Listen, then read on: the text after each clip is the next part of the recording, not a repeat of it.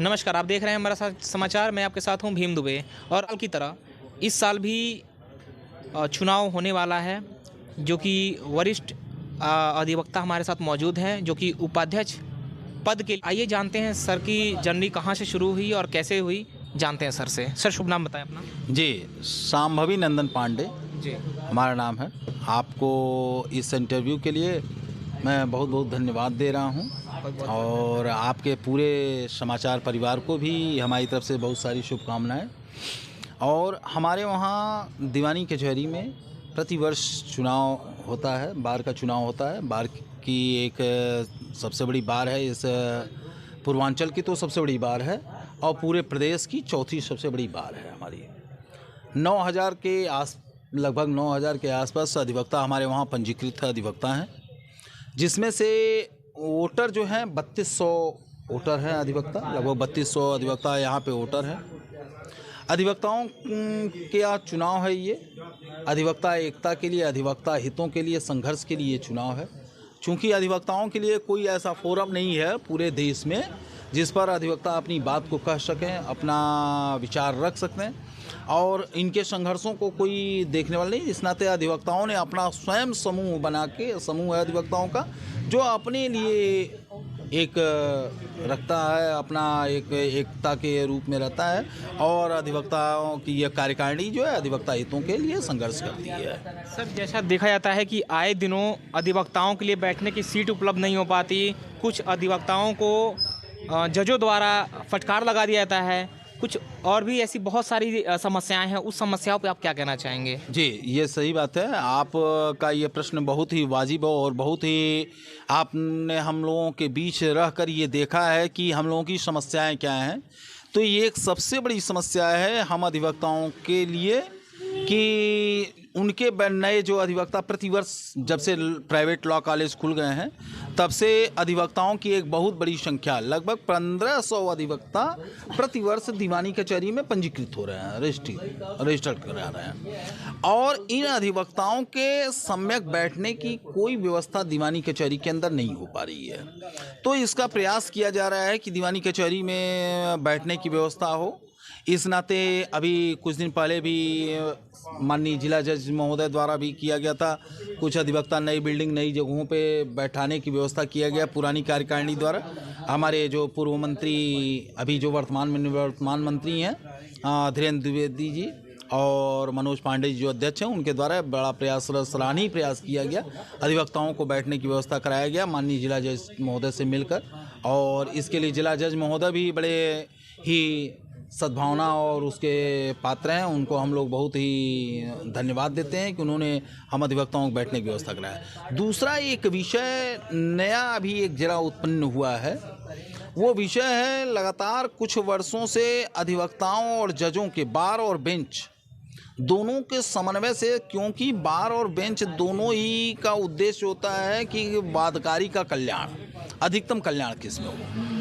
लेकिन बार और बेंच जब एक साथ काम करती है, एक दूसरे की पूरक बन के काम करती हैं, तो ये अच्छा रहता है। लेकिन इधर कुछ वर्षों से ये ट्रेंड आया है कि जज साहब लोग जो है अपने आप को सुपीरियर समझते हैं, जबकि माननीय सर्वोच्च न्यायालय कह चुकी है अधिवक्ता जो होता है ऑफिसर ऑफ द कोर्ट होता है। परंतु ये एक भुलावा है, केवल कहने वाली बात है। ऑफिसर ऑफ कोर्ट का कोई न ऐसा सम्मान है, न वैसी कोई डिग्निटी है। तो जजों के बीच से टकराव हुआ है।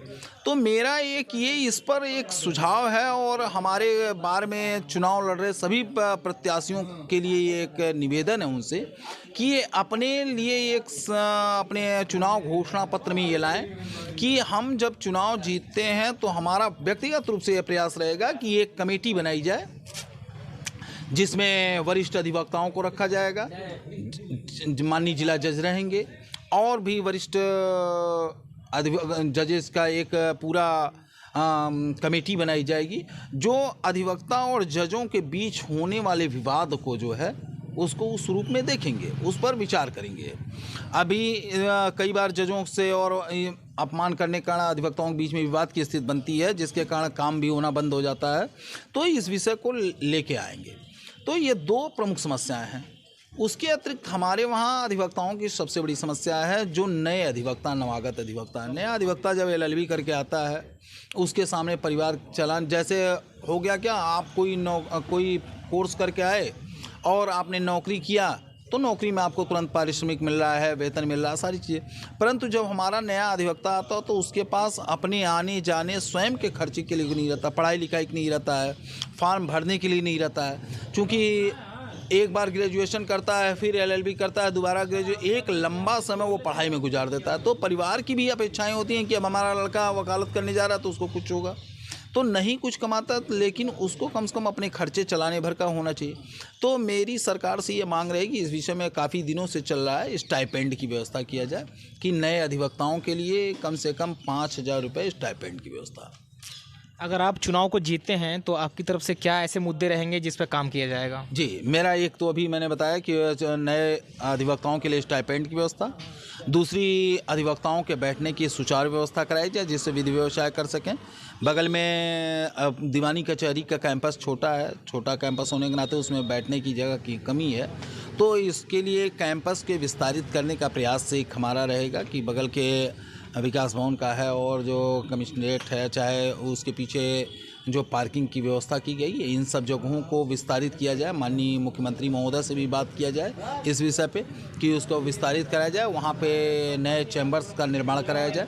काफ़ी समय से दीवानी कचहरी में कोई चैम्बर नहीं बना है, कलेक्ट्रेट में बना और जगहों पे बना है, माननीय मुख्यमंत्री जी ने दिया है, लेकिन दीवानी कचहरी से उनका क्या वैर है या क्या उनके प्रति उनके अंदर दुर्भावना है कि दीवानी कचहरी के लिए विगत 7 वर्ष उनका कार्यकाल होने जा रहा है धीरे धीरे, और 7 वर्षों में 1 रुपया भी अधिवक्ताओं के चैम्बर के लिए नहीं है। जबकि माननीय मुख्यमंत्री जी जब उन्होंने आंदोलन किया अपना, तो यहाँ दीवानी कचहरी के अधिवक्ता चाहे 2007 में था चाहे उसके बाद का समय था, तो हमेशा लगातार वो लगे रहे।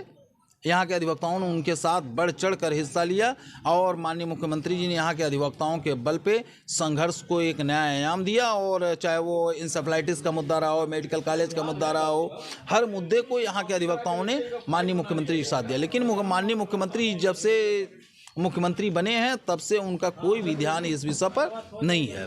एक विषय। दूसरा विषय हमारा ये है, जो अधिवक्ता बीमारी आदि होती है उनके लिए कोई भी फंड नहीं आता है। सरकार की किसी भी योजना का कोई लाभ किसी अधिवक्ता को नहीं मिलता है। अब जैसे आप कभी किसान सम्मान निधि का देख लें, तो किसान सम्मान निधि में नीचे ही पैरा जब फॉर्म भरते हैं तो वहीं पर लिखा है कि आप अधिवक्ता नहीं हैं, डॉक्टर नहीं हैं, इंजीनियर नहीं है, प्रोफेशनल्स आता है। तो लेकिन हर अधिवक्ता जो है लाखों रुपए महीना नहीं कमाता है। बहुत सारे अधिवक्ता बड़ी कम आय में, क्योंकि अधिवक्ताओं की एक भीड़ है, डॉक्टरों की ऐसी भीड़ नहीं है, इंजीनियर्स की ऐसी भीड़ नहीं। लेकिन इनको अधिवक्ताओं को न किसान सम्मान निधि क्या दिया जाता है, ना आयुष्मान भारत का कोई लाभ है, इसमें पहले ही से काट दिया जाता है। तो मेरी शासन से मांग रहेगी, बार काउंसिल के थ्रू भी मांग रहेगी कि अधिवक्ताओं को आयुष्मान भारत योजना का लाभ दिया जाए, इनको सरकार की अन्य योजनाओं में सम्मिलित किया जाए, जिससे क्योंकि अधिवक्ताओं का बीमा भी नहीं होता है।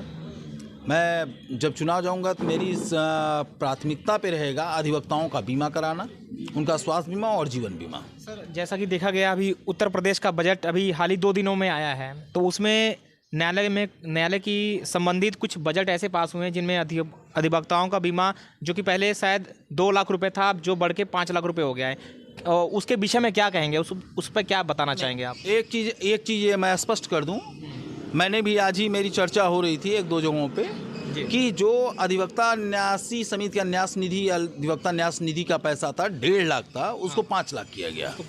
लेकिन हमारे साथ और भी एक मैम है, अधिवक्ता हैं, वरिष्ठ अधिवक्ता हैं। तो अभी जैसा कि एक मैम बता के गई हैं, उनको कुछ समस्याएं नज़र आई हैं और मैम बताएंगी कि उनको क्या वर्तमान में समस्याएं जो है वो उनको फेस करना पड़ रहा है। मैम अपना शुभ नाम बताएं। क्षमा राय जी। ऐसी क्या समस्याएं हैं जो आप हमारे चैनल के माध्यम से बताना चाहेंगी? जी, हम ये बताना चाहते हैं कि मतलब यहाँ पे युवा अधिवक्ता जितने भी आते हैं उनके लिए हम स्टाइपेंड की व्यवस्था करना चाहते हैं, और सुलभ शौचालय हो गया महिलाओं के लिए खासकर, और लड़कियों के लिए भी खासकर स्टाइपेंड मिलना चाहिए यहाँ पे। क्योंकि जितने भी केसेज आते हैं तो जूनियर समझ के कोई केस नहीं लेता है। और तो इसलिए हम चाहते हैं कि जितने भी युवा नेता हैं, लड़कियां हो गई, चाहे बॉयज़ हो गए, चाहे गर्ल्स हो गए, सबको स्टाइपेंड मिलना चाहिए। और लाइब्रेरी की व्यवस्था होनी चाहिए अलग से, महिलाओं के लिए सुलभ शौचालय अलग से होना चाहिए, और भी बहुत सारी हैं। और मैम क्या महिलाओं ऐसे के लिए महिलाओं के लिए यहाँ पे बार की व्यवस्था अलग से होनी चाहिए, उसके लिए हम कहेंगे। मैम आप भी कुछ बताना चाहेंगे? जी, इसी के उपरांत जैसे कि क्षमा जी ने बताया है, तो इसी के समर्थन में मेरा भी यही है कि जो हमारी जूनियर बहनें हैं, अधिवक्ता साथी हैं, इनके लिए ये लाइब्रेरी की व्यवस्था की जाए ताकि कोर्ट से वो फ्री होकर कुछ टाइम वहाँ अपना स्पेंड कर सके और किताबी नॉलेज कुछ ग्रहण कर सके। हमारे चैनल के माध्यम से मैम और क्या आप संदेश देना चाहेंगी जो नए अधिवक्ता आने वाले हैं या उनके लिए? कुछ खास संदेश नहीं है, बस यही कहना चाहेंगे कि जो भी व्यवस्था है महिलाओं के लिए बार में होना चाहिए उचित प्रबंधन।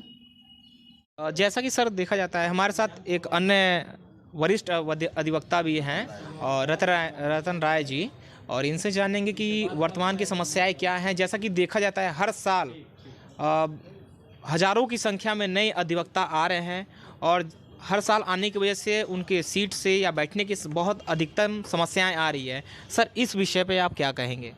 नहीं, यहाँ तो चैम्बर की व्यवस्था ज़रूर होनी चाहिए, क्योंकि जो नए लोग आ रहे हैं उनको कहीं न कहीं बैठना पड़ता है, या तो कहीं सीट के लिए झगड़ा ही करना पड़ जाता है। तो ये समस्याएं तो रहती हैं। दूसरी चीज़ है वाशरूम के लिए। वास्तव में यहाँ वाशरूम के लिए कोई भी ऐसा वाशरूम नहीं है जो सफाई हो। जाने में पहले खुद सोचना पड़ता है कि कहीं बाहर निकल के जाएँ या क्या करें।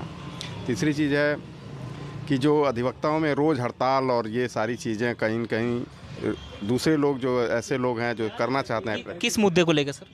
किसी भी मुद्दे को लेकर के हड़ताल हो जाती है कहीं भी। जैसे कुछ अगर उदाहरण देना चाहें, आप कुछ बताना चाहें? अभी देखिए, कल ही आपस में ही मारपीट हो गई, उसमें भी लोग हड़ताल पे हैं, न्यायिक कार्य से विरत हैं। कहीं भी प्रदेश में कहीं कुछ हो जा रहा है तो न्यायिक कार्य से विरत रहें, हम ये नहीं कर रहे हैं। अधिवक्ता हैं, अगर अधिवक्ता हित के लिए ज़रूरी है, लेकिन लोगों की समस्याएं जो लोग काफ़ी दूर से आते हैं उनको बाद में पता चलता है लोग कैसे कैसे रह करके आते हैं। 70 किलोमीटर 80 किलोमीटर कोई बाहर से, लखनऊ से, दिल्ली से लोग आते हैं, उनकी समस्याएं रखी जाएं। और मान लीजिए वो बाहर से आते हैं तो उनके लिए कुछ खोला जाए कि वो लोग अपना जो आए हैं उनका काम पूरा हो। यही हमारी है। हमारे चैनल के माध्यम से आप सरकार से क्या गुहार लगाना चाहेंगे? अधिवक्ताओं के लिए एक नई बिल्डिंग बन जाए, साफ़ सफाई हो जाए और जो जजों की संख्या है उनको भी बढ़ाया जाए, क्योंकि फ़ाइल की पेंडिंग बहुत ज़्यादा है। एक एक कोर्ट में 3-3 4-4 महीने की डेट लगती है। फैमिली कोर्ट में भी जो है कई समस्याएं हैं, उनको भी निस्तारित किया जाना चाहिए। चैनल में समय देने के लिए धन्यवाद। नमस्कार, आपके साथ भीम दुबे।